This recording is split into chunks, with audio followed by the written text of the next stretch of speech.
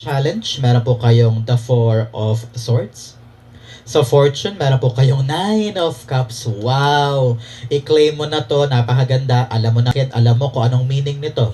Time na for you to make a wish. So ngayon, pumikit ka na dyan. Nasa Fortune area mo pa. Naku, napakaswerte mo today. In the background of your reading, meron kang wow! Challenge, meron po kayong the Four of Swords. Sa Fortune, meron po kayong Nine of Cups. Wow! I-claim mo na to, napakaganda. Alam mo naman, kung ito ba'y kabitaw-bitaw na or dapat pa pang dumiretso. Nakikita ko dito na parang ayaw mo sayangin yung chance eh. Naghihintay ka pa rin.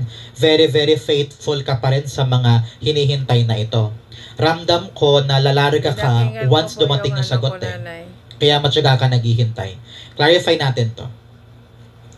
Of work through your fears. Yes, labanan mo lahat ng takot mo. Labanan mo lahat ng mga overthinking, overanalyzing mo, and distraction sa buhay. Yung mga maling iniisip, maling disposition sa buhay, itapon mo yan para makalarga ka na pagdating sa iyong goals.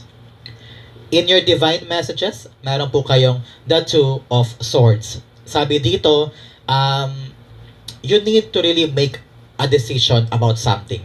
Hindi ka daw makakalarga kung playing safe ka pa din.